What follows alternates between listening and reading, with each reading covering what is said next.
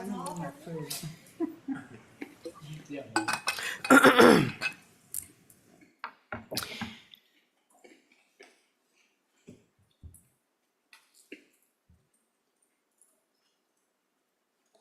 right. Good evening. I call this public meeting of the North Clackamas School District Board of Directors to order on Thursday, June 26th at 7:16 p.m. I would like to remind our community that the purpose of our board meetings is to conduct the business of the district first and for everyone to learn about the district in a safe and productive manner. In the board packet, you will find the minutes of the June 20th, 2024 meeting of the North Clackamas School District Board of Directors. Is there a motion to approve the minutes? Chair, I make a motion to approve the minutes from June 2024. Is there a second? Bauer, second. It's been properly moved by Vice Chair Way and seconded by Director Bauer. Is there any discussion? I will call for a vote on the motion. All those in favor, aye. Aye. Aye. Do we have an aye from Director Kemp? Aye. Thank you. All those opposed? The motion passes with a vote of 6-0. Thank you. Our consent agenda tonight for this evening's meeting consists of employment changes and travel requests for Adrian C. Nelson Dance Team and Adrian C. Nelson High School Cheer. Is there a motion to approve the consent agenda? Chair, I make a motion to approve the consent agenda, which includes employment changes, travel requests for Adrian C. Nelson High School Dance, and travel requests for Adrian C. Nelson High School Choir, Cheer. Is there a second? Wachter, second. It's been properly moved by Director McVeigh and seconded by Director Wachter. Is there any discussion? I will call for a vote on the motion. All those in favor, aye. Aye. Aye. Director Kemp?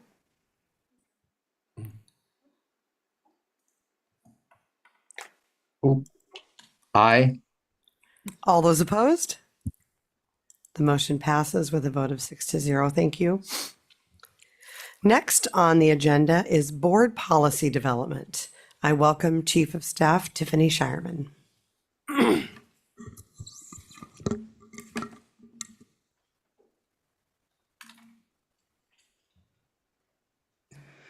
Good evening, all. Tonight, it is my pleasure to be here along with David Cruz, our Director of Safety, Security, and Risk Management. We're so fortunate to have David here on our team and to be sitting here with me. Thank you. We are following up on previous discussions that this board has had around a new Senate bill, specifically Senate Bill 554, which gives public school districts the authority to prohibit concealed weapons on school district campuses. When we last discussed this in March, we discussed that if a public school district wishes to move forward with this prohibition, the bill requires that the school board adopt a policy and post notice of that prohibition at each point of entry to school grounds, and then also on the school district website. We further discussed that several school districts in Oregon and here in the metro area have eliminated the concealed carry exception, and we also discussed some considerations for the board. Since the March meeting, it is something for you to note that there has been another metro area school district, that's Reynolds School District, that has moved forward with the prohibition of concealed weapons. Following the March board discussion, staff went ahead and drafted a policy, as we discussed, and that is in your packet for your discussion this evening. We're not seeking action tonight. Rather, this is a time reserved for you for your discussion on this as a first read of a policy, much like we do with other policies. We would be looking for possible action at the next board meeting in July. The proposed policy is based on OSBA's template and is in alignment with many other school districts that have moved forward with such a policy. And with that, David and I are both available as you discuss. Thank you. Thank you. Directors, what questions or comments do we have this evening? Who would like to start? We're going to start with Director Wachter, I understand. So nice to be here. Thank you, Chair. I think I asked a couple of questions, and thank you for providing information on those last time we considered this and took this up. One of the thoughts I have around this space is that there are actually lots of spaces across our country that have restrictions on concealed carry permits. Lots and lots, actually. Airports, federal buildings, courthouses, places of worship, sporting events, healthcare facilities. Lots of them have restrictions around concealed carry permits. So I think it only actually does make sense to have this level of protection and safety, even if it's a little bit more, even if it's 0.1% safer for our kids. I think it makes a lot of sense from my perspective. The only question I think I want to ask at this point tonight, because I promised to go quickly, is has there been any level of community conversation around this? Have we sought input from different members of our community, put it out there to gather feedback from them as well? We haven't sought formal in that regard. David has had conversations with various staff members, so within the staff realm, but not community as a whole on this topic. Unless you know of anything different than I do. All right, Director McMay. Sure, and I'm probably missed this meeting. What is the intent of the policy? Other than, because most law-abiding concealed weapons permit holders aren't coming there to do something wrong. And if it's, I believe if you do have a concealed weapons permit, no one should even know that you have a firearm because it's concealed. So I'm not sure what the intent is here, other than I can assume. And then I see a lot of costs with signage on every school district property to have these signs posted. And then when they're marked up, reposted and replaced. And so I'm just curious what we're trying to solve for. I think I'll take the questions in reverse. We can start with the signage. And with the signage, what we're drafting up actually is a signage to replace existing signage that's outdated for other reasons also. So we will be replacing signage whether this moves forward or not. It depends on how this board moves forward, what will be included in that. But it's really going to be signage that's aimed at safe school, not aimed at don't do X, Y, or Z, but aimed at we are a safe school. These are some of the things that happen because we're a safe school. So I can address signage. A few of the comments from board members at the previous meeting around really the intent was really the intent of minimizing the number of firearms in close proximity to students. I mean, I think in a nutshell, now some of that was much more impassioned than the way that I shared that, but really the idea being to minimize any proximity for one reason or another. David, can you think of any others or? No, and it's really, that's the intent. And when the Senate bill passed, it was really giving school boards the latitude and ability to make their own individual decisions rather than, quite honestly, not having that option previously under the law, and understanding that the concealed carry law in the state of Oregon really is not, in its current form, is a fairly recent law. And when I say that, I'll say in the last 30 years, and before that, concealed carry was not as common, or wasn't legally as common in the state of Oregon. So it's something where I think our state is continuing to learn, evolve, and unfortunately doing so as we see a lot of unfortunate events in our country. All right, thank you. Director Bauer. Thank you, Chair Benaloga. I have one question and then comments. I believe students will be safer if we pass this policy. I think any opportunity we can have to minimize a gun in the building. And even if it's concealed, things can happen. And it's kind of related to, so someone has a concealed weapon, they realize I can't bring it, so they leave it in their car. And I'm looking at the policy and it says it has to be unloaded, locked in a motor vehicle. Is that locked in a safe, box for it? And is it out of view? Is that, I read the bill and it talks about, safety and I think part of what we're, fighting is that there's so many guns, 400 million guns in the United States, and that's more than there's people. And not everyone is safe and responsible. I just remember years ago a parent going on a field trip and she had a concealed gun and it was in her purse and it fell out. Okay, accidents happen, but with a gun, you have to be so careful with children. So I'm just wondering about that one. That's my one question. Then I just have a few more comments. Yeah, certainly.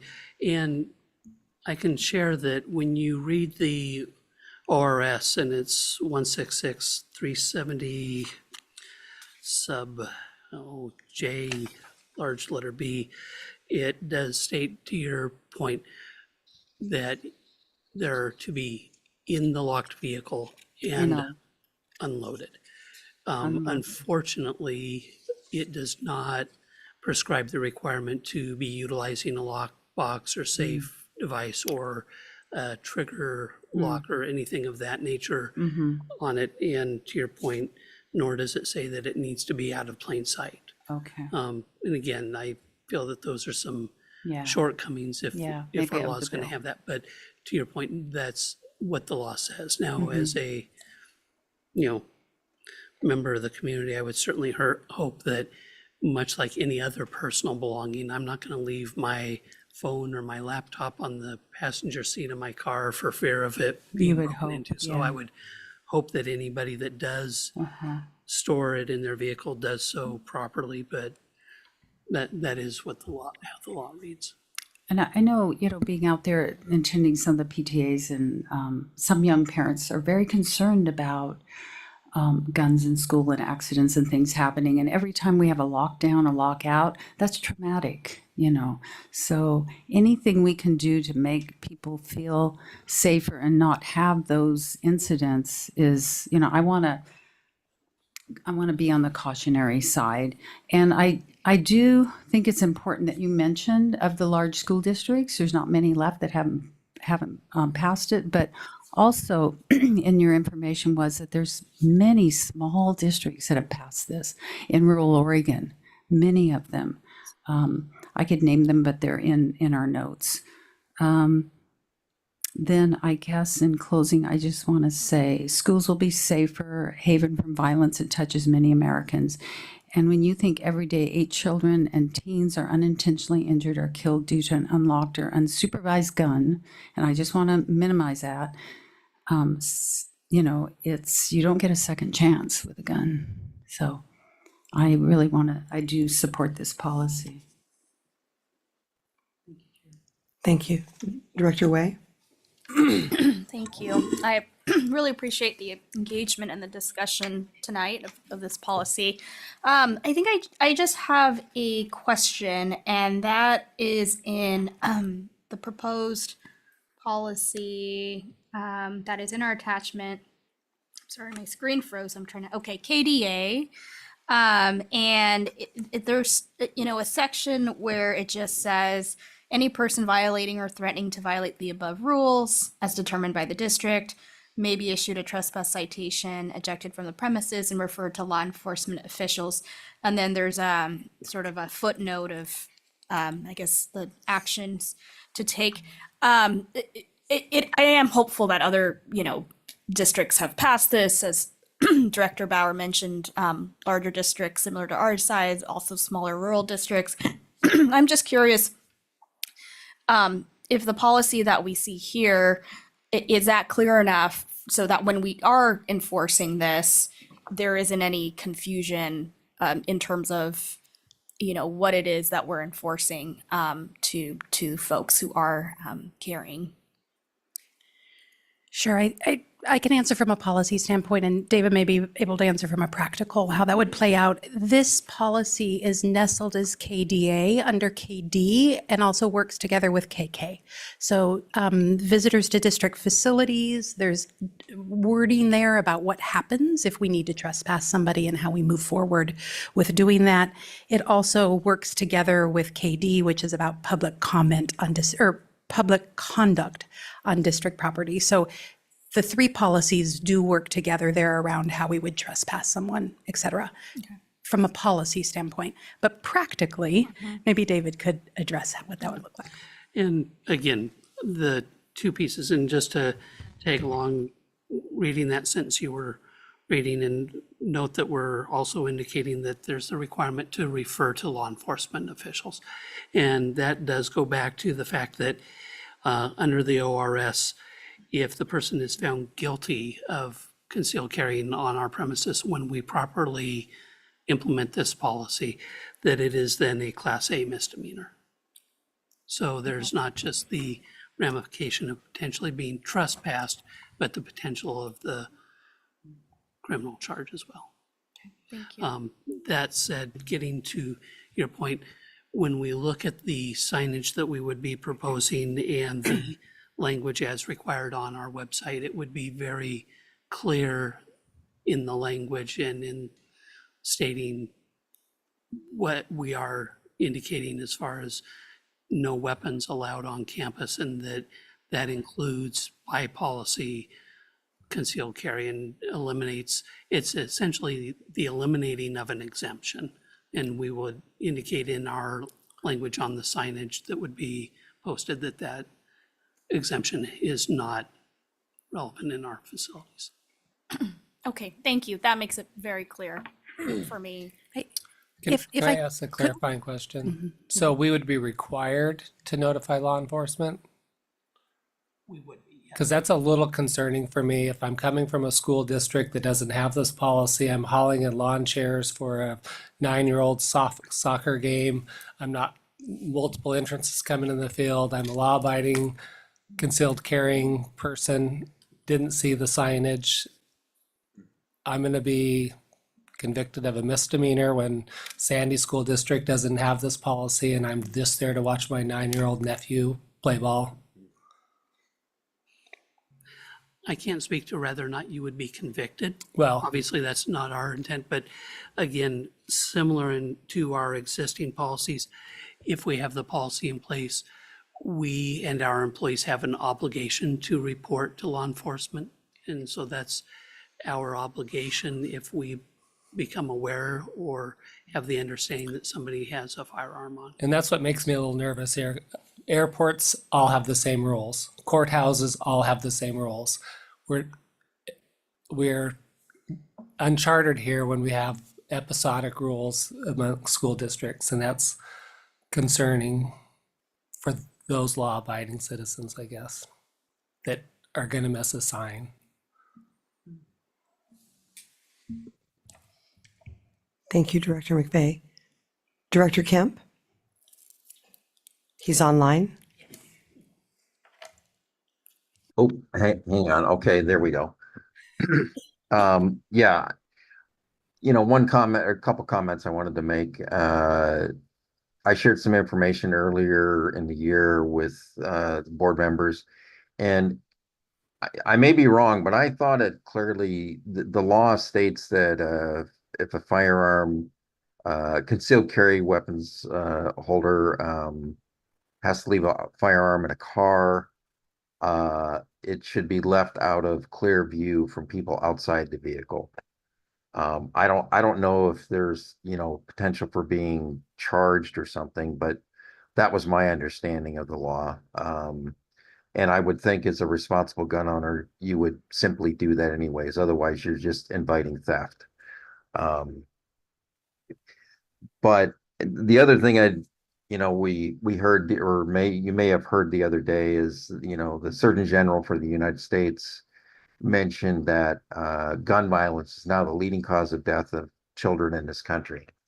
And, I think for us to get to that point, where that's the leading cause of death for children in this country. We simply haven't done enough.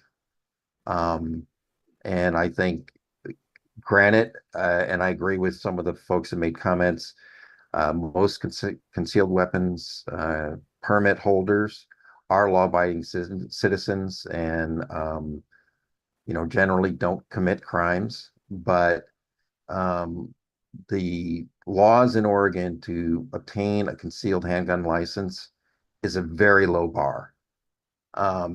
Anybody can, darn near anybody can get that permit unless you have a criminal conviction, or perhaps lie on the form. Oregon's considered a shall issue state by the sheriff, so sheriffs have a lot of latitude, depending on who your county sheriff is, whether how strict they follow things or how lenient they are. I've seen some examples personally here in Clackamas County where former sheriffs have been pretty lenient and took no action when I contacted them about threats made by CHL holders. So elections change and leadership changes with these agencies.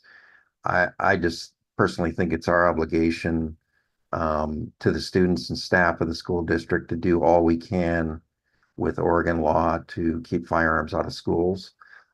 It is also, I think, the responsibility of gun owners to understand the laws where they visit. And the reason I'm mentioning that is because concealed handgun license laws vary from state to state. And the only way you can keep yourself out of trouble is you have to understand the laws of where your places you're visiting. So, and hopefully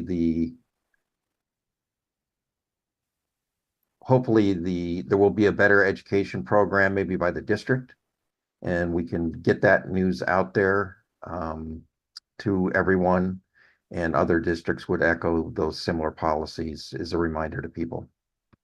Thank you. Thank you, Director Kemp. Are there any other questions? Okay, I'm a little confused. So when you read the Senate bill, Section 3, and it says storage, and it gives you those options, and it sounds like does it have to be, I'm a little confused because we're saying it doesn't have to be secured, but the way I'm reading this, it says it does have to be secured. So, and I'm sorry, after the Senate bill came out, and given it's been some time, I actually have the ORS that came after the Senate bill. Oh, and the okay. specific language that is in the revised statute. And so when I was reading that, I was reading straight from the revised statute. And again, it's a one sentence that says that I'll read just Section J, large B, possession of a firearm on school property if the firearm is possessed by a person who is not otherwise prohibited from possessing the firearm and is unloaded and locked in a motor vehicle. Okay. So as the ORS reads, it doesn't indicate a requirement for a safe or a lockbox. It just indicates that it must be unloaded and in a locked vehicle. Okay, so the Senate bill had said specifically address storage, but then, okay, the ORS did not. All right, thank you for that. And then to tail on what Director McVeigh had brought up, so we're going to have to work with, I'm assuming North Clackamas Parks, correct? Because this is fields and everything, correct? School fields, school Okay. gyms, school buildings. So how are we communicating with the Parks District, the recreational groups that use our facilities? What is the plan then to get this to everyone who uses the fields and uses all of our property that are not school people? And then is there going to be signage on the baseball diamond or on the Milwaukee High School baseball field on Lake Road? What is the plan for that? The plan, without going overly into detail, the plan for the signage, we will have a consistent signage that again addresses that and some other issues, but the signage will be placed at every driveway into our premises, any walkway. So for instance, I'll use Happy Valley Middle School as an example, the field adjacent to the school where you can walk through the gate and the fence. There'll be signage at that point. There'll be signage at every set of door entries to the physical buildings as well. So the idea is if you have a point of entry, whether it's by vehicle or pedestrian traffic onto the campuses, there will be signage at those entry points. And then again, at every door or set of doors entry. So not every single door, but at every entry point to our physical buildings. Further, the law requires it's posted on our website. Further, whenever anyone engages in community use of our fields through a nonprofit or through an intergovernment agreement, our community use of buildings team develops an agreement every time. And so they affirm that they are going to uphold North Clackamas's policies at that time. So that would be part of the agreement, like currently that you're not allowed to have alcohol on premises or, all of the other prohibitions. This would be another part of the prohibitions. Okay, excellent. That would be clearly, everyone would know that was going to be using the facilities. Okay. The organizers of the events. So they too then would have a responsibility to notify participants of their events, much like they do today when they rent a facility to be a farmer's market, and they have to let all of the folks who are buying booths in their farmer's market know that we aren't selling alcohol as part of our farmer's market, for instance.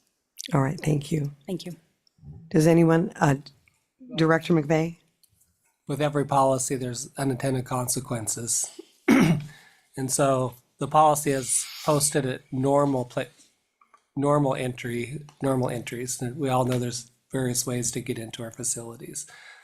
And so I just wish there was a standard with all school districts. So it just like an airport or a post office or whatnot. Because I'm not sure a child's going to feel much safer when mom and dad, if either mom or dad loses their job because they get convicted of a misdemeanor and their job requires them to have no convictions.